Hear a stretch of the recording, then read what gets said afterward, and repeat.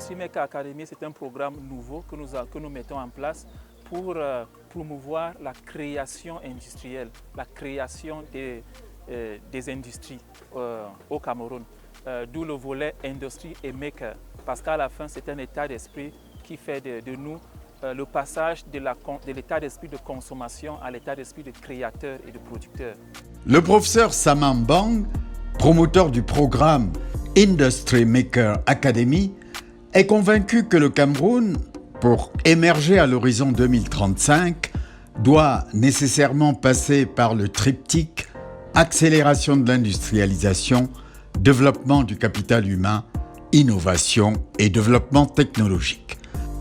Président de Digital Transformation Alliance, il a créé à Yaoundé le centre Innotech Lab où il prouve par des exercices concrets que le passage à l'industrie 4.0 est un processus technologique parfaitement maîtrisable.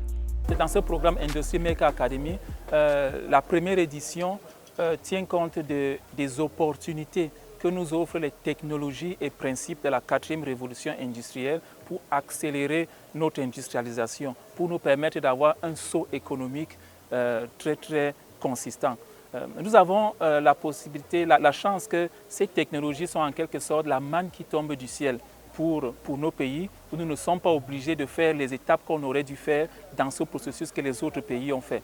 Donc nous avons ces technologies, on parle de la technologie de l'automatisation, de la robotisation, celle qui permet de produire à grande échelle et très vite, d'assurer la qualité, nous permet de transformer nos produits matières premières en produits finis et de produire de façon à être aussi compétitifs et assurer la qualité.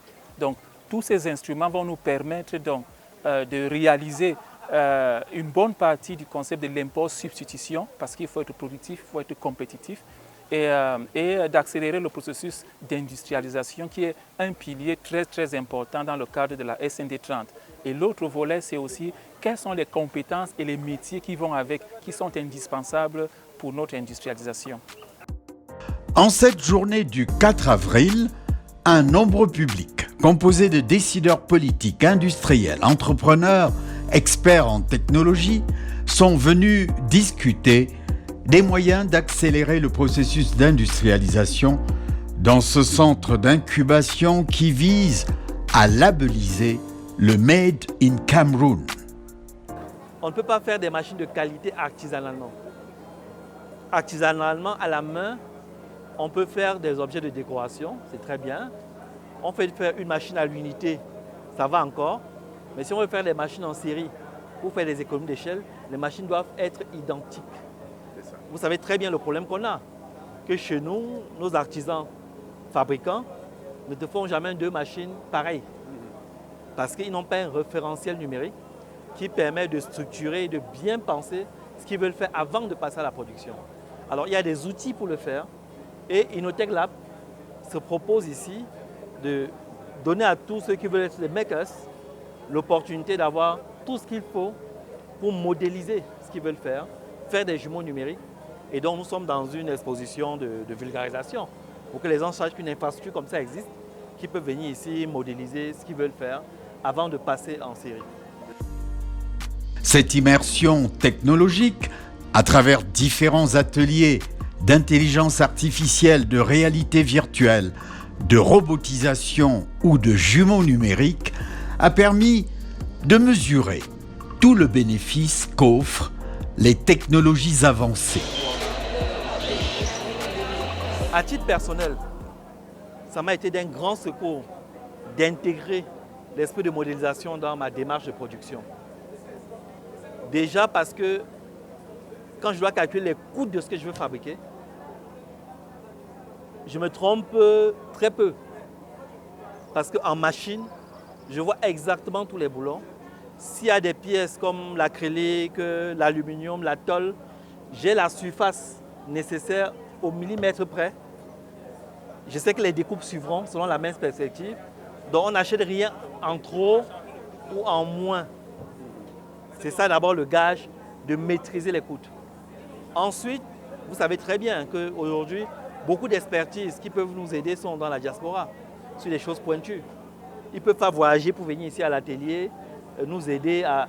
Or, quand on a le modèle numérique, on peut ouvrir des perspectives de collaboration, de co-construction de ce qu'on veut faire. Et puis on peut avoir même des échanges très pertinents avec les clients sur des choses qui peuvent paraître banales, hein, comme la couleur, comme l'endroit d'un logo, comme telle forme, des choses qu'on peut changer. Une fois qu'avec le client, on peut avoir le dialogue sur la forme numérique de l'objet qu'on veut fabriquer. Une fois que c'est validé, on lance la production avec donc des coûts maîtrisés, la certitude qu'on est en phase avec le client et une optimisation technologique parce qu'on a pu faire collaborer toute l'équipe sur le modèle numérique. Donc c'est vraiment des enjeux importants. Et puis après, quand on veut changer, si vous n'avez que le modèle physique, si vous voulez ajuster le réservoir, c'est un casse-tête. Il faut recommencer presque à zéro. Alors que sur le modèle numérique, on révise le réservoir, on change une manière de manutentionner parce que quelqu'un trouve que c'est plus pratique de le faire comme ça. Donc en fait, on a une gamme de flexibilité extraordinaire que nous donnent des outils modernes de modélisation, de design et sans compter dans les aspects d'évaluation de coûts et de travail collaboratif. Donc nous sommes dans quelque chose de structurant pour tous ceux qui ont vocation à fabriquer. Et il faut que vraiment on s'imprègne de ça, que ça se vulgarise et que des structures comme ça soient plus connues, que d'autres soient créées. Et que quand on dit chez nous qu'on a des incubateurs, ce ne soient pas des incubateurs de nom, qu'ils aient ce genre d'infrastructure pour réellement incuber la construction mécanique des objets concrets. Parce qu'on parle trop d'incubateurs chez nous et en fait quand vous arrivez, ben, c'est des salles où on fait du canvas, des méthodes occidentales, on fait lire des pères riches, pères pauvres. C'est un bavardage comme ça autour de l'entrepreneuriat qu'on croit universel. La grosse erreur serait de croire que ces technologies ultramodernes sont réservées aux seules grandes entreprises. Quand on entend Industrie 4.0, on a tendance à croire que c'est une technologie qui est très élevée pour les grandes entreprises qu'on ne peut pas atteindre.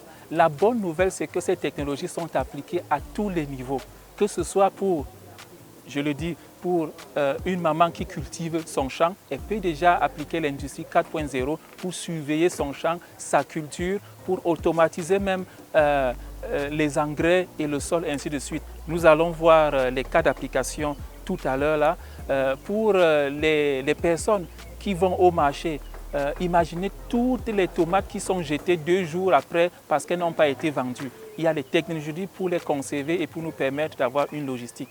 Donc ces technologies sont...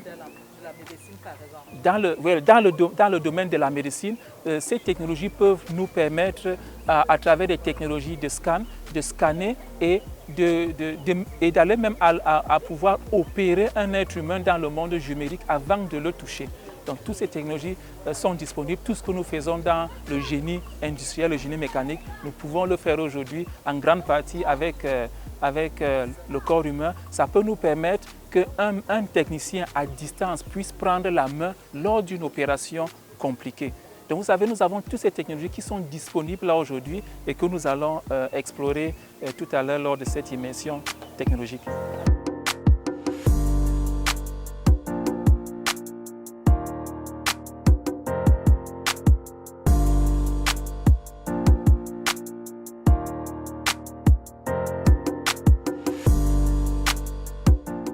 Nous faisons déjà dans la production, la transformation de manioc en farine panifiable.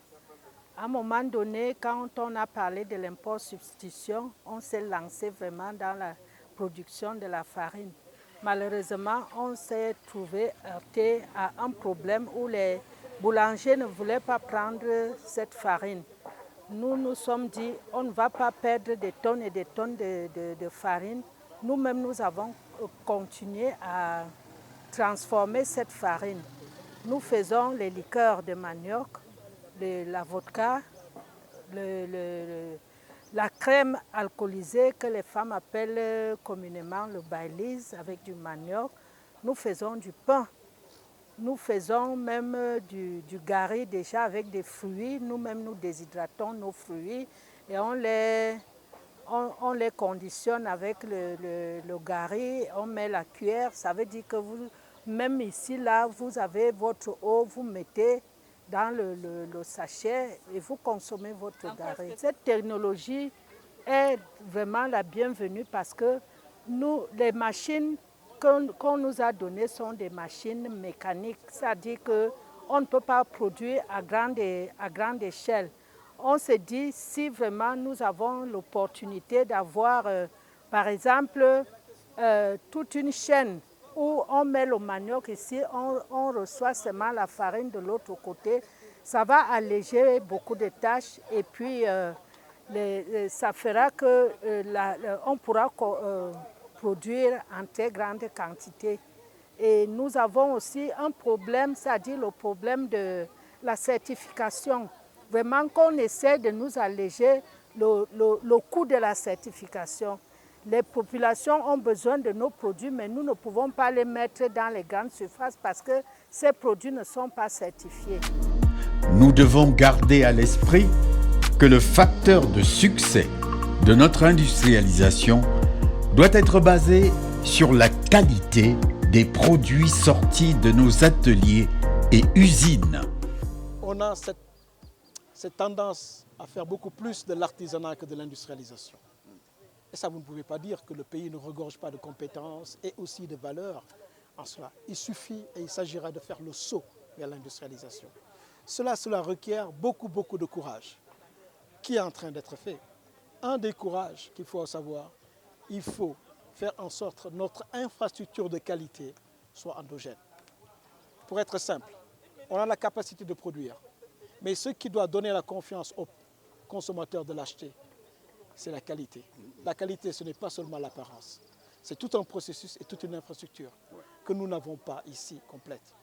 Nous devons l'acheter ailleurs. Et ça ajoute un coût à notre capacité de produire. Mais quand on va vendre plus cher que les autres. Ça peut expliquer pourquoi on a des difficultés, mais on ne régresse pas parce que la capacité productive, qui est le sous-bâclement ou le sous-socle de l'industrialisation, existe dans ce pays.